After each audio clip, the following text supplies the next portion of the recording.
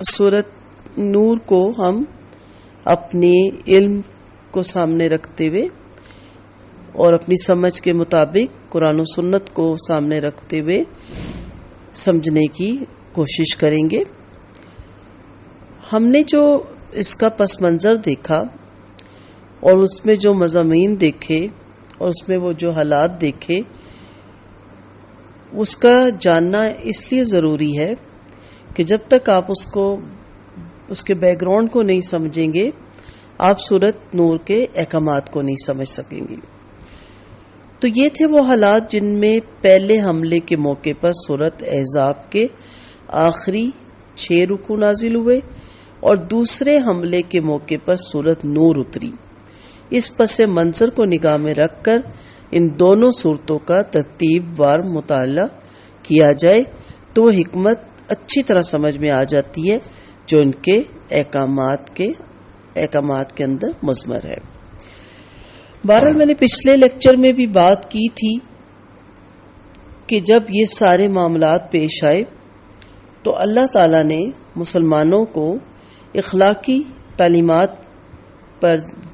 اس کو بہتر کرنے پر زور دیا اور ان کی یہ اخلاقی تربیت کی کہ جہاں جہاں رکھنے موجود ہیں ان کو بھرو اور اپنے اخلاق کی جو محاذ ہے اس کو مضبوط کر لو. ہم پڑھ چکے کہ نکاح زینب کے موقع پر منافقین اور کفار نے کیا طوفان اٹھایا تھا. اب ذرا سورت احزاب نکال کر پڑھیے، وہاں آپ دیکھیں گے کہ ٹھیک اسی طوفان کا زمانہ تھا جبکہ معاشرتی اصلاح کے متعلق حسب ذیل ہدایت دی گئی، اور یہ ہدایت رہتی دنیا تک ہے اور اس میں ہمارے لیے بہت زیادہ سبق ہے. اور یہ وہ شریعت ہے، یہ وہ احکامات ہے جن کا ہمارے معاشرے میں لاگو ہونا فرض ہے. اس وقت جو حکم اترا، پہلا حکم کیا تھا؟ ازواج مطہرات کو حکم دیا گیا کہ اپنے گھروں میں وقار کے ساتھ بیٹھو. یعنی پہلی چیز کیا ہے کہ جب عورت گھر میں زیادہ رہتی ہے تو وہ بہت سی افواہوں سے، بہت سی الزام تراشیوں سے اور بہت سے ایسے مسائل سے بچی رہتی ہے، کیونکہ جب وہ باہر نکلتی ہے بلا ضرورت، یہ الگ موضوع ہے، جب وہاں آئے گا تو بات کریں گے کس وقت نکل سکتی ہے، اور پھر بہت سے فتنوں کا شکار ہوتی ہے اور بہت سے لوگوں کی غلط نظروں کا شکار ہوتی ہے، اور جو مجبوری بھی نکل رہی ہیں اگر آپ سنیں ان کی باتیں تو پریشان ہو جاتا ہے دل کہ وہ کس قسم کی باتوں سے، طنز سے اور اچھے مذاقوں سے اور گندی نظروں کا سامنا کرتے ہوئے اپنا جو بھی کاروبار ہے، جو بھی کام ہے باہر ان کی مجبوری ہے وہ کر رہی ہیں. تو گھروں میں وقار کے ساتھ، عزت احترام کے ساتھ، یعنی عورت کا اصل وقار، اصل اس کا احترام گھر کے اندر ہی ہے. وہ اپنے آپ کو گھر میں اتنا مصروف رکھے، اپنے گھر کو سجانے، سنوارنے، بنانے اور پھر اپنے بچوں کی تربیت کرنے میں کہ اسے باہر نکلنے کی سوائے مجبوری کی ضرورت ہی نہ پڑے. اور پھر کہا کہ بناؤ سنگھار کر کے باہر نہ نکلو. اس کا مطلب ہے نکلنا پڑے گا، نکلا جائے گا جہاں شریعت آپ کو اجازت دیتی ہے، جہاں آپ کے لیے ضروری ہے، پھر جہاں آپ کے لیے مجبوری بھی ہے. اس میں کیا آتا ہے کہ یہ بناؤ سنگھار باہر کے لیے نہیں بنا تھا، دکانداروں کے لیے یا ڈاکٹرز کے لیے یا وکیل کے لیے، یا آپ جاب کر رہی ہیں تو کلائنٹ کے لیے، یا آپ کاروبار کر رہی ہیں، بزنس کر رہی ہیں تو اس کے لیے یہ بناؤ سنگھار نہیں بنا تھا. یہ تو آپ کے اپنے لیے تھا یا پھر شادی کے بعد آپ کے اپنے شوہر کے لیے تھا. جب آپ باہر نکلیں تو آپ جتنا سادگی سمپل رہیں گی اتنا آپ ان تمام چیزوں سے محفوظ رہیں گی. جب آپ، میں نے ایک لیکچر دیا تھا اسی چیز پہ کہ اس طرح مت بناؤ سنگار کریں اور لیپا لاپی مت کریں اور اتنا بڑا بڑا مت منہ پہ تھوپیں کہ لوگوں کی نظریں آپ کی طرف اٹھیں اور پھر آپ کا مذاق بھی اڑایا جائے، آپ پہ آوازیں بھی کسی جائیں، سیٹیاں بھی ماری جائیں. تو نکلے بھی مت، اور اگر نکلنا پڑے تو سمپل طریقے سے، ڈیسنٹ طریقے سے،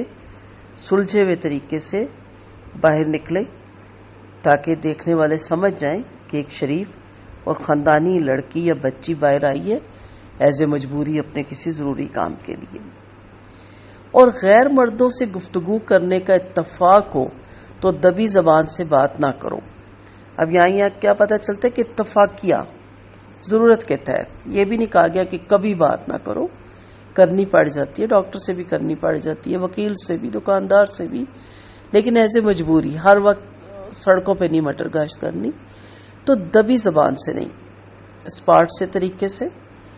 سمپل سے لہجے سے، اور کام کی بات جس کے لیے آپ گئے ہیں۔ کیوں؟ کیونکہ آپ اس میں پڑھیں گے آیت نمبر یہ 32 اور 33 ہے کہ کوئی شخص بیجا توقعات قائم نہ کر لے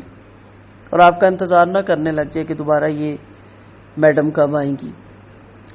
پھر دوسرا جو احکام وہاں اترا، آپ صلی اللہ علیہ وسلم کے گھروں میں غیر مردوں کے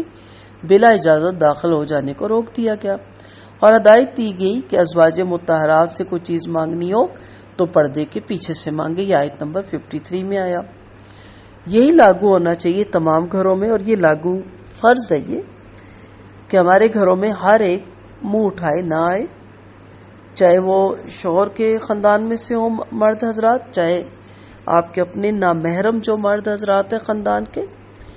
یا دکان کے ورکرز کو جاؤ گھر سے یہ چیز اٹھا لو، وہ چیز اٹھا لو۔ یہ بھی بڑے واقعات ہوئے ہیں،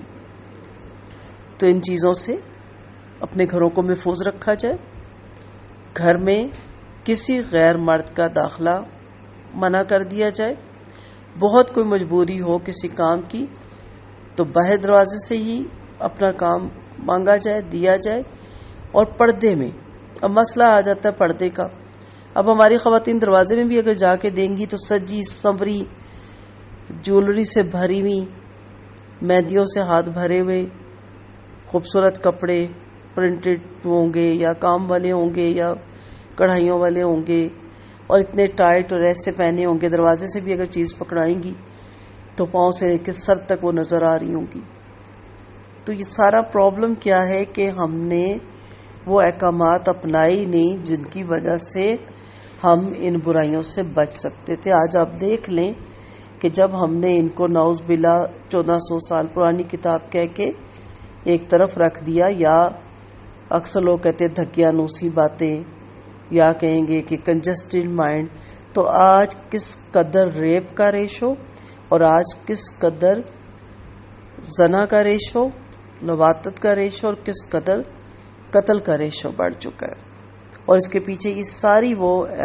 باتیں ہیں جس پہ عمل نہ کر کے ہم نے اپنے لیے زندگی کو اجیرن بنایا، اور پھر ہم کہتے ہیں ہم باہر بھی نکلیں اور ہمارے لیے کوئی مسائل بھی نہ کھڑے ہوں۔ پھر آیت نمبر 55 میں کہا گیا کہ غیر محرم مردوں اور محرم رشتہ داروں کے درمیان فرق، یہ خاص طور پہ بتایا گیا، اور حکم دیا گیا کہ ازواج مطہرات کے صرف محرم رشتہ داری آزادی کے ساتھ آپ کے گھر میں آ جا سکتے ہیں۔ سو ہمارے لیے بھی یہی حکم ہے۔ پھر مسلمانوں کو بتایا گیا کہ نبی کی بیویاں تمہاری مائیں ہیں، اور ٹھیک اسی طرح ایک مسلمان کے لیے